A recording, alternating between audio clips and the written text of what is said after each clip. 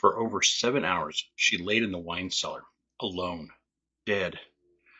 The house had been searched. Most of the police had gone home thinking that she had been kidnapped, until one final sweep when her dad found her. This is the story of JonBenet Ramsey. Hello, I am Sean, and welcome if you're a new viewer, or welcome back if you're a returner. I research true crime and try to tell you the story. Thank you for coming by. It is Christmas Day, so Merry Christmas. If you don't celebrate, then Happy Monday. If you are not a subscriber, please do so. It really helps me out. It makes me feel special. I'm striving to hit 1,000 subscribers and make this a job. So, without any delay, this is a very, very long story. There's a lot of parts in it, so I'm going to get started. I know that JonBenet has been done ad nauseum, but I wanted to pay her a little respect with my telling of the story. JonBenet Patricia Ramsey was born August 6, 1990, in Atlanta, Georgia, to John Ramsey and Patricia, or Patsy, Ramsey. JonBenet is a combination of their names. JonBenet, JonBenet. Her middle name is Patricia, which is her mom's name, Ramsey. John also had an older daughter, Elizabeth, from a previous marriage, but she had died in 1992. He also had 2 other children, but they really didn't mention them much. I only saw their names mentioned once. But they were from a previous marriage, and they had no involvement with this. They moved to Boulder, Colorado in 1991 for his job, and Patsy started entering JonBenet into child beauty pageants because she had participated when she was younger. I believe she's won, or she was a runner-up for West Virginia, Miss Teen West Virginia, or something like that. While participating, JonBenet won lots of titles. She also had an older brother, Burke. He was 9. On December 25th, 1996, the Ramsey family attended a Christmas party at Fleet White's home. They go home around 9:30 at night, and JonBenet was so tired she fell asleep in the car ride. So John stated that he had to carry her up to bed. At 5:30 in the morning, Patsy awakes. She does her makeup, gets all the stuff ready, goes downstairs to make some coffee. On the steps, she found a 2.5-page note. She started to read it, and she screamed, waking up John, and she ran upstairs to check on JonBenet, finding that she was missing. She called the police at 5:52. Patsy was quick to get off the phone, and the 911 operator, Kimberly Archuleta, swore that she heard something. It was sent to analysis, and it appeared to have 3 different voices. I listened to one of the recordings, and I really couldn't tell anything. But they think that it sounded like Patsy saying, "Help me, Jesus, help me, Jesus." Then John snapped at someone saying, "We weren't talking to you." And in the background, there was a younger voice saying, "What did you find?" But it took a long time for them to clear everything up to find those. And like I said, I have not found any good audio. Otherwise, I'd share it with you. And it's really kind of up to interpretation. In a situation like this, why would possible kidnappers stop and take the time to write this mini novel? It was also found that it came from Patsy's notepad. somebody was something I was reading saying that the amount of time that it would take to write this ransom note would have been about 20 to 30 minutes, um, which seems a little odd.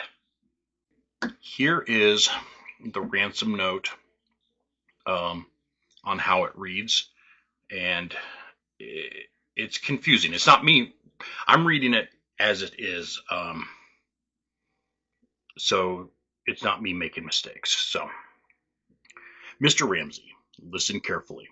We are a group of individuals that represent a small foreign faction. We respect your business, but not the country it serves. At this time, we have your daughter in our possession. She is safe and unharmed, and if you want to see or want her to see 1997, you must follow our instructions to the letter. You will withdraw $118,000 from your account. $100,000 will be in $100 bills, and the remaining $18,000 will be in $20 bills. Make sure you bring an adequate sized attaché to the bank. When you get home, you will put the money in brown paper bags. I will call you between 8 and 10 a.m. tomorrow to instruct you on delivery. The delivery will be exhausting, so I advise you to be well rested. If we monitor you getting the money early, we might call you early to arrange an earlier delivery of the money and hence an earlier delivery pickup of your daughter. Any deviation of my instructions will result in the immediate execution of your daughter. You will also be denied her remains for proper burial.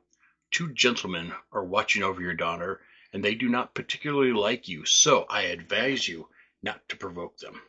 Speaking to anyone about the situation, such as the police, FBI, etc., will result in your daughter being beheaded. If we catch you talking to a stray dog, she dies. If you alert bank authorities, she dies. If the money is in any way marked or tampered with, she dies. You will be scanned for electronic devices, and if any are found, she dies. You can try to deceive us, but be warned that we are familiar with law enforcement countermeasures and tactics. You stand a 99% chance of killing your daughter if you try to outsmart us. Follow our instructions, and you stand a 100% chance of getting her back. You and your family are under constant scrutiny as well as the authorities. Don't try to grow a brain, John. You are not the only fat cat around, so don't think that killing will be difficult. Don't underestimate us, John. Use that good Southern common sense of yours. It is up to you now, John. Victory. SBTC. They've never figured out what ST or SBTC is. The $118,000 though was the exact amount of John's Christmas bonus from his job. So that just seemed a little peculiar, or else that the kidnappers thought it was a sure thing that he would actually have that in his bank account, but it seems very minuscule. So the first law enforcement officer, Rick French, arrived between 5:56 and 5:59. He does the initial sweep of the house, but doesn't really open the door to the room where JonBenet is in. In the initial search of the house, they didn't find any signs of break-in or forced entry. At 6:01, the Ramsey's friends arrived, so Fleet White and his family showed up. At 6:02, Sergeant Reichenbach arrived. At between 6:10 and 6:20, Officer Vitek arrives. Victims' advocates arrived soon after that. Then Officer Barry Weiss arrives. At 7 a.m., another victim advocate arrives. This is when Burke is woken up by John.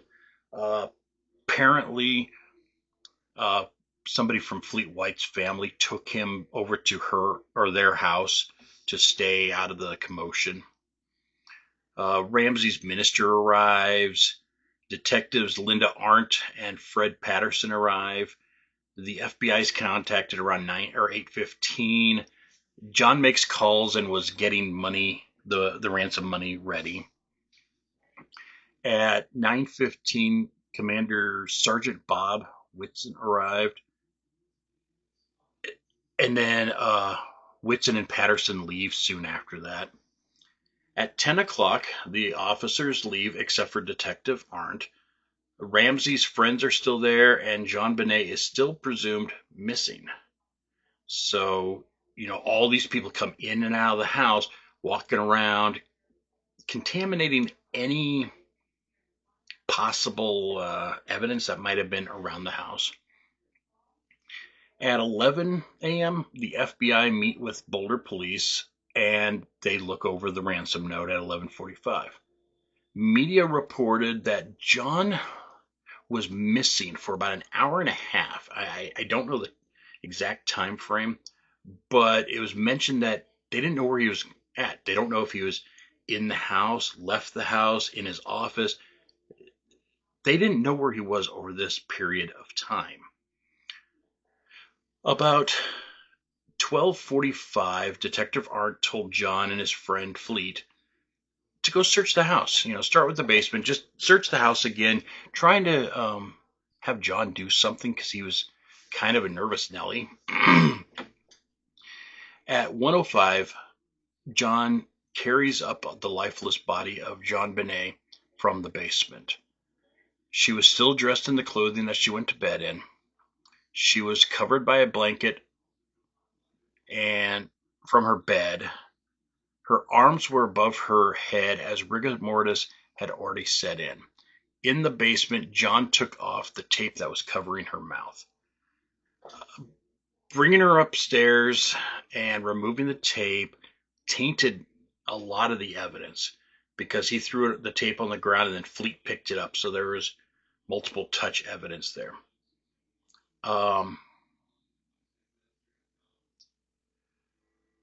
She was located in the wine cellar. Earlier, Fleet had searched and he opened the door to the wine cellar and he looked in, but he said that it was so pitch black he couldn't see anything. He couldn't find the light switch.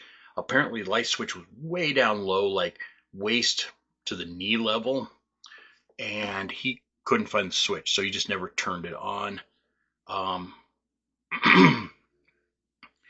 So there was, he never looked in. I mean, he looked in there, but didn't see anything.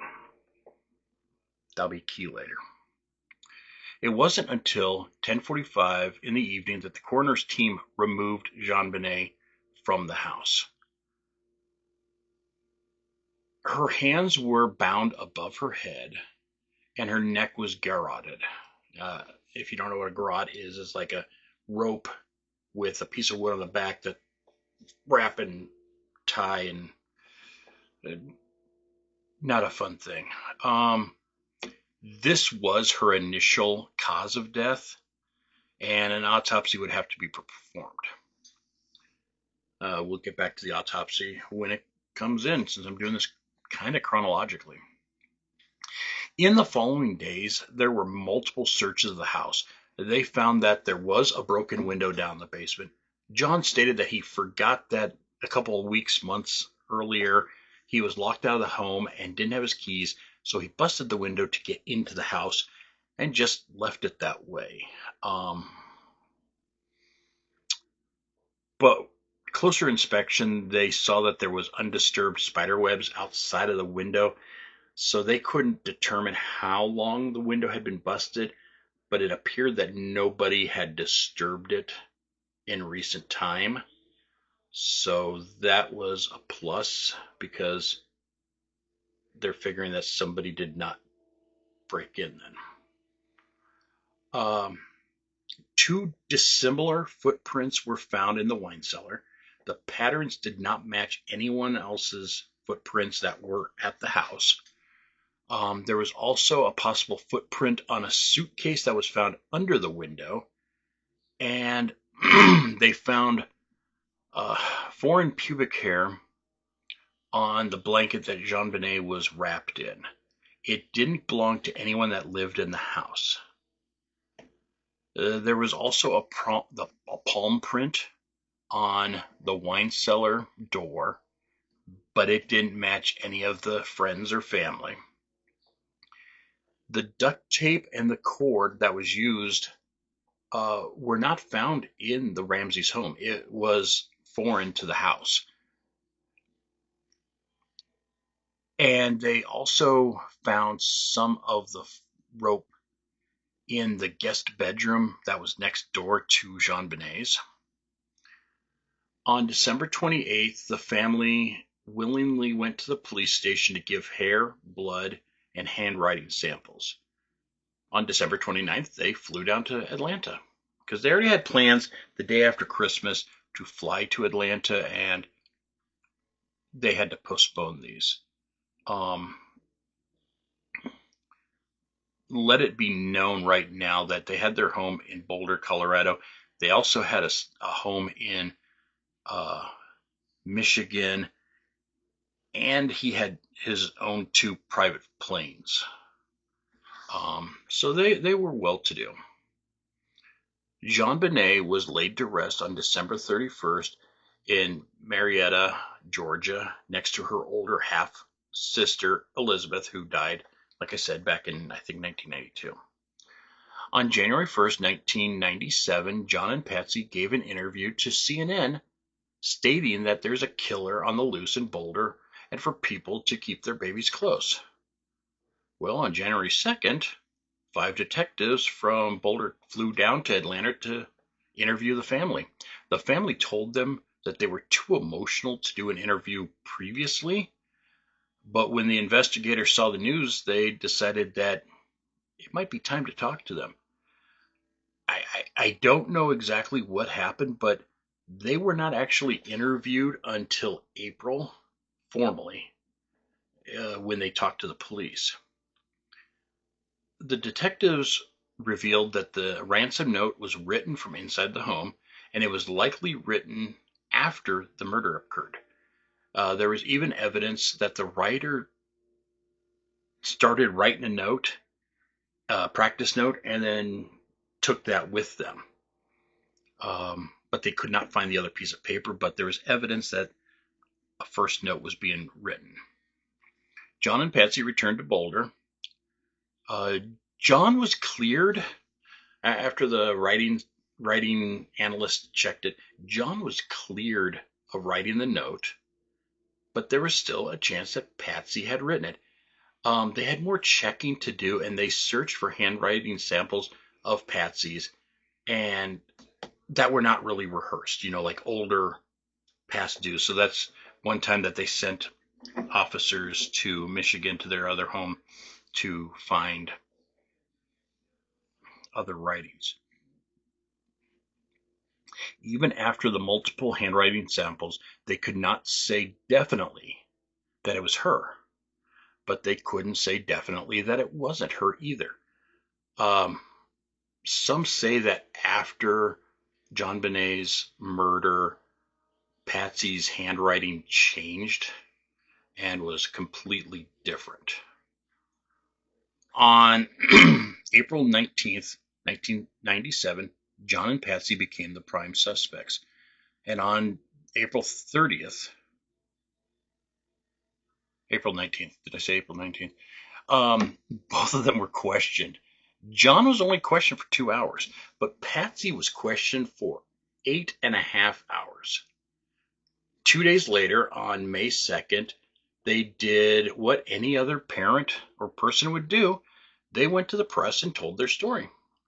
John talked about how hurtful these innuendos that people were saying that he hurt his daughter sexually. And he said that it was just disgusting. He can't believe people thought that way. Patsy stated that she could assure the viewing audience that she did not kill JonBenet. On May 14th, the DNA came back with no surprises. They never specified what no surprises meant, though.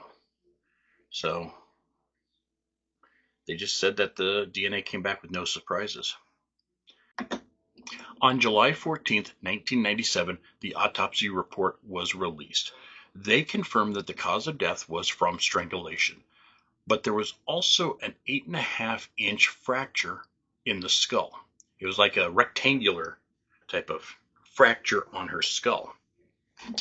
This caused bleeding on the brain, and chances were that she was unconscious at the time of her death. Now, some of the theories say that this was done after she was strangled, because there was not much bleeding, but it's neither here nor there. The strangulation is what killed her. They also found blood and abrasions in the area of her genitals. They say that she was not assaulted sexually, but something was done down there, and they were not positive. The other thing is it appeared that everything was wiped clean and they just missed some blood droplets in certain areas down there. You can read the autopsy report. It's out there that if you really want to know. She also had 2 spots in her body, one on her neck and one on her side. And it appeared to be shocking from a taser. Now, this is where it got this really bothersome to me, because they actually do have these pictures online. I will not share them with you because morally and ethically I couldn't. Plus I don't think YouTube would allow that, but it's disturbing nonetheless. But it appeared that the shocking was from a taser. 2 possible items in the home were located that could have possibly caused the skull fracture. One was Burke's metal bat that did have some carpet fiber from the basement on it, but it was found outside. And a metal flashlight, like one of those old police flashlights that are like this tall and metal, that was located in the kitchen on one of the counters. Both things had no signs of hitting her, though. So, I mean, like no DNA or anything like that. In her stomach was some slices of pineapple. On the counter was a bowl of pineapple in milk and a glass of tea. Burke's fingerprints were found on the glass and the bowl. Some people theorized that she took some pineapple from Burke, and that's when he hit her with the flashlight. But there has never been, I mean, this is just what some people say. I'm not saying that, but it's just what some people have said, and it's just one of the theories that's out there. On January 15th, the Ramseys refused to interview again and review the evidence. But on the 29th, they did submit clothing that they were wearing on the night of JonBenet's murder. A grand jury was called to investigate on March 12th of 1998. On June 10th to 12th, Burke was finally questioned. He's 11 now. So when it happened, he was 9. So 2 years have passed. And they're finally deciding to sit down with him and question him. There's nothing else about how the line of questioning went or anything. But on August 6, 1998, Detective Stephen Thomas resigns with an 8-page resignation letter. He stated that the district attorney Hunter's office had crippled and compromised the case. The then governor Roy Romers wondered if he should step in and do something about the DA. He did put pressure on him to actually do a grand jury, though. The letter was 8 pages, like I said, and there was some interesting parts that I wanted to share. Actually, there's a lot of interesting parts, but I didn't want to read the whole 8 pages because it is very long. But I'm going to share a couple points. During 18 months on the Ramsey investigation, my colleagues and I worked the case day and night in spite of our hands being tied. During the investigation, detectives would discover, collect, and bring evidence to the district attorney's office, only to have it summarily dismissed or rationalized as insignificant.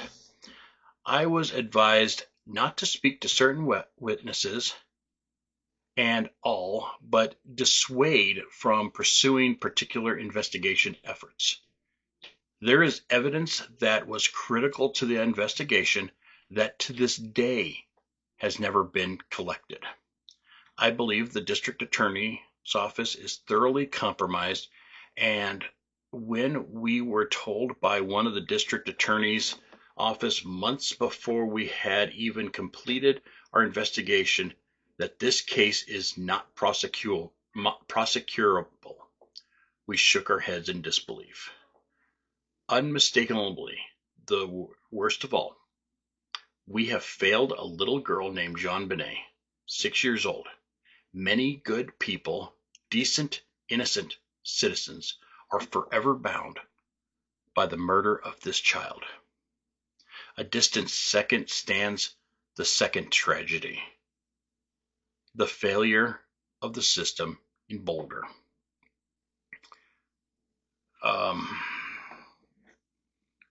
Apparently there was a Larry King or one of those late night things where he was at with the Ramseys and he was spouting out, I think he was saying that Patsy was the killer and they're yelling at him. And it was kind of interesting. I just saw a clip of it. But he had his theories, as did other detectives that did quit. There was a lot of different officers and detectives that resigned because of this case. Officer Arndt said on Good Morning America that they knew who killed JonBenet and knew that the person was never going to be brought to justice, so they didn't want to open their mouth about it. It wasn't until August 20th, 1998 that Burke's voice was heard in the background of the 911 tape. It took this long to clear up the call so that they could actually hear the stuff. The Ramsey still stated that he was sleeping at the time. So,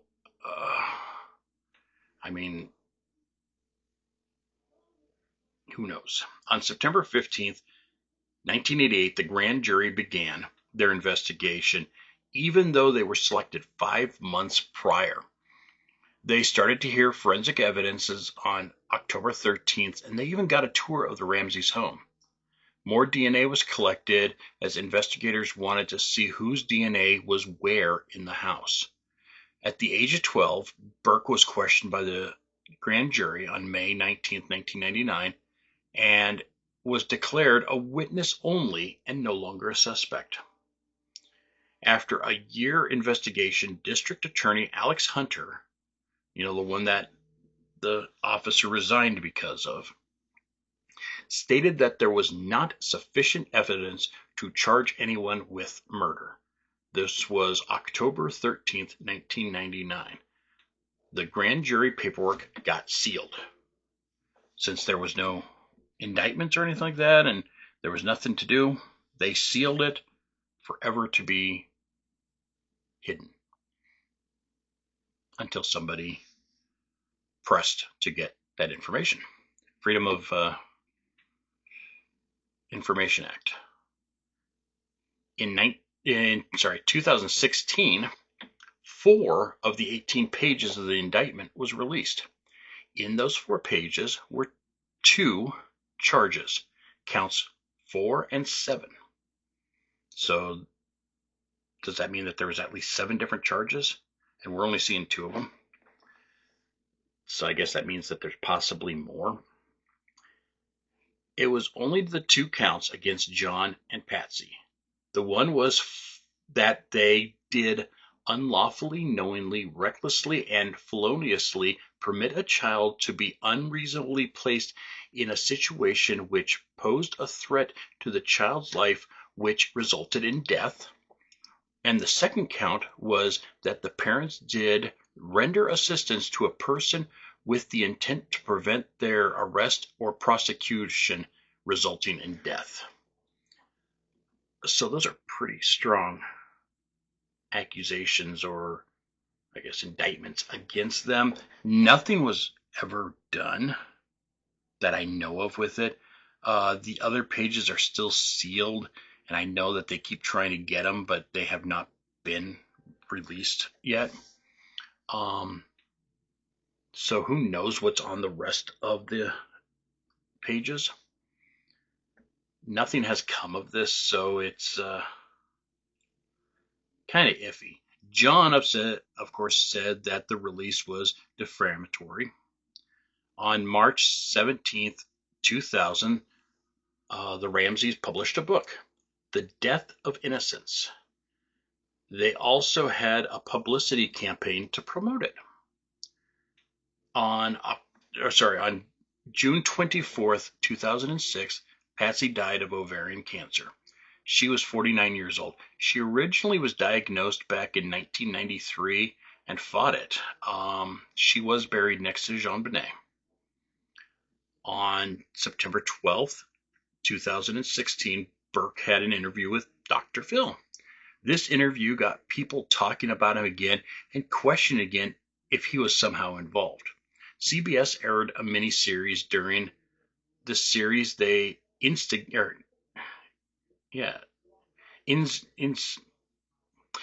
during the series they said that he did it, basically. Burke filed a defamation lawsuit. It was finally settled in 2019. God, I hate when I can't pronounce a word. It sucks. Currently, investigators are still investigating persons of interest. Now, I've talked about the crime and everything that I could find. There's so much more. I mean, there's hours and hours and days worth of material. But during the investigation, there were a few suspects that I thought I would bring up. Who did this? I have no idea. I'd love to know. I could come up with many different theories, but there's no way to prove them. And I really don't want to make accusations. So I'm just going off of what I've read and what I've found online. One of the main suspects was Patsy herself. She was pretty much the first suspect. Some were speculating that she got upset with JonBenet because of a bedwetting incident. She wetted the bed frequently. They said that, Patsy got upset and hit her head. Either she fell into the bathtub and hit her head on the bathtub or something, and then they tried to cover it up. They said that the ransom note was written on Patsy's notepad, and the ransom was written with strange verbiage. They said that it seemed like it was lifted from crime films. And I reread it, and yes, some of it sounds like different movies I've seen. Lines from different movies. I actually searched for certain sentences, seeing if I could find it, but there was nothing. John was also a suspect. John was the one who found JonBenet after the house had been searched. Now, Fleet White, like I said, had already looked in the wine cellar and he didn't see anything. But he also was downstairs when John found JonBenet. And he said that John opened the door and said something like, "Oh my God, there's JonBenet." He said that it was still pitch black and he hadn't turned on the light yet. So how could he see anything? And apparently the jury also recreated this, or the grand jury recreated this when they were there, and none of them could see, even though it was a white blanket, they could not see it in the darkness. It was such a pitch black area. There was no windows, no other natural light. While he was down there, he removed the blanket and the tape and then placed her upstairs and covered her with a different blanket. This destroyed more evidence. Apparently, she was also then moved to next to the Christmas tree. Somebody else moved her again. I don't know who did that, though. Detective Arndt felt that John knew too much. Also, John had disappeared for that hour and a half, and nobody knew where he was. And lastly, at 10 a.m., the deadline came and went without the Ramsey even saying anything about the ransom. It just passed, and they didn't seem to care or worry when the perpetrator never called them. Another officer overheard him making reservations to fly to Atlanta, and granted, they were going to leave that day, and it could just be that he was trying to make arrangements for a later date, but the officer found it peculiar. Burke was also a suspect on and off. But in 2008, Touch DNA cleared all three of the family. Yeah, we don't talk about Burke after he sued CBS. But I mean, he was 9 years old. I don't know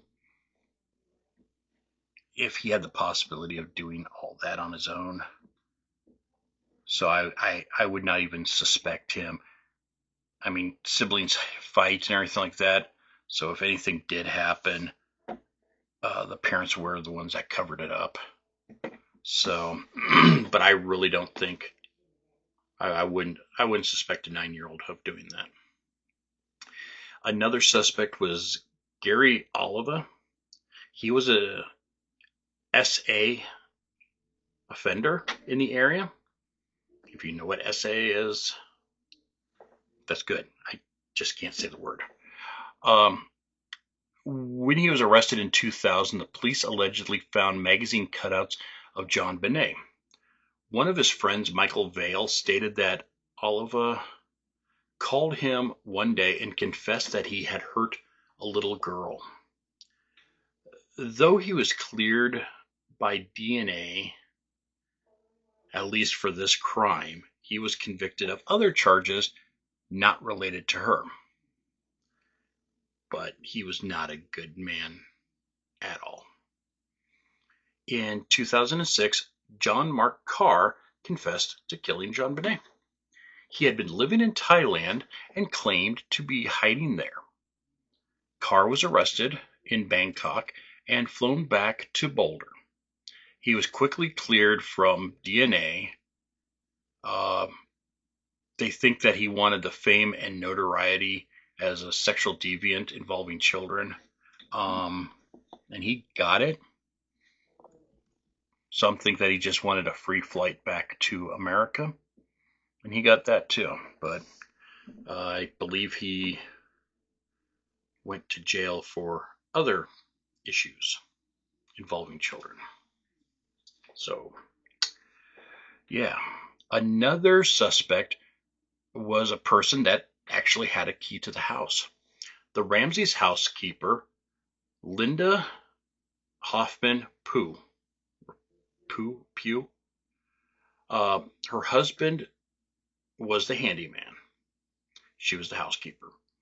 The police did not even see her as a suspect, but questioned her anyway. I mean, she's an older lady, and he was an older guy. Um, they didn't see them as suspects. But she did voice her suspicions of Patsy, saying that she thought that she might have accidentally killed her because of a bedwetting. So that's the reason we go back to the bedwetting. And they were covering it up. Patsy said that Linda was just upset with her because the Ramseys refused to loan her a few $1,000s because they were having financial problems, and that's the reason she was accusing them of doing this horrible thing to their daughter. The last major suspect was Bill McReynolds. He was the town Santa. He was a friend to the Ramseys, and he was rumored to have paid a little too much attention to JonBenet. He also had said that after Christmas for a special gift from Santa. Uh, Nobody knows what that means, and that's one reason people suspected him. But he meant a lot to her, and she actually gave him a vial of glitter that meant a lot to him. He actually even took it with him to heart surgery, and when he died, he asked his wife to pour that in with his ashes, which she did. Because of his health and everything, it was extremely unlikely that he had anything to do with her death, so they didn't really even look at him much. This is one of those cases that goes in every direction. There's so many theories and suspicions that I feel it's never going to get solved. John recently said that he wanted to make an effort to get something figured out, as he's in his late 70s now, and he just wants to know. So, maybe he didn't have anything to do with it. I don't know. Uh, Being in my 20s at that time, I really suspected the family. Being in my 50s now, I don't know. I mean, there's signs that point to the family, but there's signs that point to other people, like foreign DNA. Whose pubic hair was that? Whose footprints? Whose handprint? There was a lot of different foreign DNA that doesn't belong to them. So there's somebody out there that knows something. There is somebody out there that is keeping a secret to this poor girl's death. If you're hearing me now, come forward, please. It's been 26 years now, 27 years.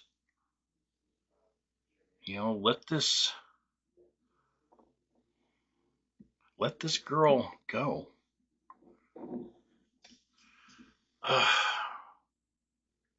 There was so much to investigate, so much to read. I'm sure that I could do this for hours, and I know that this has gone on for a long time already. I'm guessing it's about 30 to 40 minutes long, which is longer than normal for me. And if you're still sticking with me right now, I really appreciate it. Thank you. But for a 6-year-old, Christmas ended terribly. And I hope that yours is much better. I really appreciate you being here. I thank you for watching. I'll see you next week. The year is going to be 2024. And I'll have more true crime. I love you all. Be good to yourself and to others. And I will see you soon.